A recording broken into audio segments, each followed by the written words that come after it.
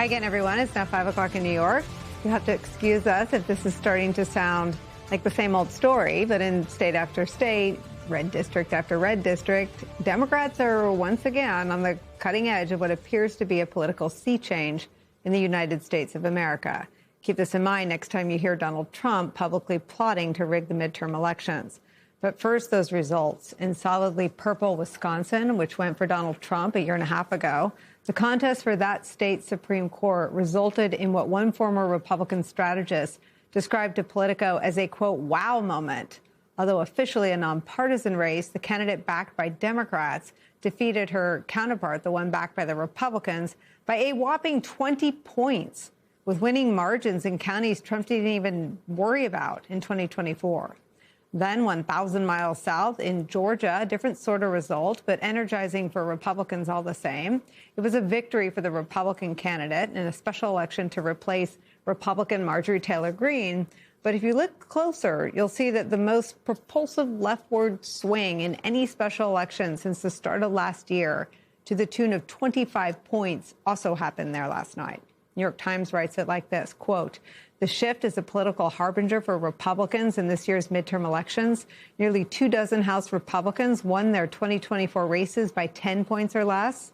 The Senate map includes seats in Alaska, Iowa, Ohio, and Texas that could be in play if the Democratic advantage proves to be durable through November. Georgia Democrats also saw the outcome as a boost for Senator Jon Ossoff, who is seeking re-election this fall. But wait, there's more. Just yesterday, the Cook Political Report, one of, if not the most respected weather vanes for these sorts of analyses, shifted 5 House races in the direction of Democrats compared to just one that moved the other way. The context of that decision isn't exactly a closely held secret. Poll after poll after poll after poll has shown that people are upset about all sorts of things. Chief among them, gas prices, the cost of living, wars they did not ask for. In fact, wars they specifically voted against when they chose Trump. So again, for all the time and money and effort that goes into politics, as complicated as the consultants want to make it seem, in the end, it comes down to what people feel and what they want. And right now, their gut appears to be telling them it is time for something other than Trump. That is where we begin the hour. Political analyst, host of the Bulwark podcast, Tim Miller's here.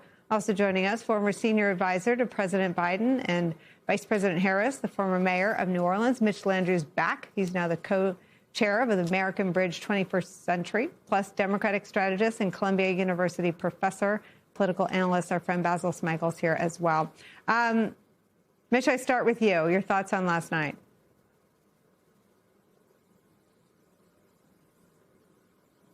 Can you hear us? Yeah. What do you think about last night? Well, I think that it's evidence again that the American people think that Donald Trump is losing his focus and may very well have lost his mind. They wanted him to do a couple of things when he got elected, which was to stay out of foreign wars and to reduce costs. And what he's decided to do is threaten to blow up an entire civilization and stop focusing on rising costs. So in other words, he's focused on bombs and ballrooms and not on helping people with their gas prices, their homes, and their day-to-day living. And they have demonstrated time and time again for the last year now in almost every election that's been held in the country that they think the country is going in the wrong direction. And that is a trend. It wasn't just a little boomlet last night. It's similar to exactly what has happened in the last 200 or so races in the last 9 months. Mitch, what do you think is propelling the size of the margins? I mean, this isn't just, I thought things would get cheaper, they got more expensive, so I'm pissed. This is a like vomiting up whatever they once guzzled in about Donald Trump and Trumpism. Well, I think that there are two things happening at once, and they're equally important and impactful. One is every day Donald Trump seems more out of control. So he doesn't run a good government. He can't run a good war. He makes bad decisions. He's focused on the wrong stuff. The level of corruption is intense. And I think last night, America's got to stop on this moment. Our president, the president that we gave power to, basically said that he was going to use the power that we gave him to destroy a civilization that's 6,000 years old, that has 98 million people in it. People have to stop on that. Presidents can't say stuff like that and then just act like they did not say it. That has a destabilizing impact on the world. And I think that even a little kid can feel like, you know what, that feels really, really, really bad. And I think Americans are really tired of how bombastic he's been, how chaotic he's been with tariffs. He doesn't seem to know what page he's on from day to day, and people feel that instability. Simultaneously therewith, that instability and that chaos is actually causing the thing that they hated the most, which is how much it costs to live and just to make ends meet, where these people don't have time to think about that because they can't make their paycheck, and they're pissed now and they're tired, and they are very fluid voters and are basically saying, you know what, I got to try something different, or at least got to stop what's happening today. Tim Miller, how do you see the moment? Look, I see it as a huge opportunity for the Democrats. And let's just nerd out a little bit for a second on last night, right? Because I think that the numbers are pretty important here. And the key number that I've been looking at as you talk to the midterms is 14 points, a 14-point swing. And here's why. There are 4 states that Trump won by 13 points, give or take. It's Texas, it's Alaska, it's Iowa, and it's a state people don't talk about that much anymore, Florida. Okay, all 4 of those is a 13-point win for Donald Trump. All 4 of those have Senate seats up this year. Do all 4 of them have governor seats? At least 3 of them have governor seats up this year. Yeah. And so huge races. And if the Democrats are going to take back the Senate and not just tie it, like they need to win at least one of those. If they want to really have a Senate majority to work with, they could go and sweep them. And so we've talked a lot about the Texas Senate race and the Iowa Senate race. Democrats have good candidates there. Rob Sands going to run for governor. There's a Senate primary going on. In Florida, we got our guys, David Jolly and Alex Vindman, who you both had on this show, running in the governor and Senate races respectively. So they're legit candidates that could win in those states. And so if you look at these swings right now, you're seeing, in that Georgia race last night, much more than that. But in a lot of these places, right around there, 13, 14, 15-point swings. Now, a midterm election is different than a special election. Special election, people kind of know that the election's happening that day. So there's this extra burden to getting there, right? So it advantages the side that's more enthusiastic because they're paying attention to the news. So the Democrats, I think, have more work to do from April to November.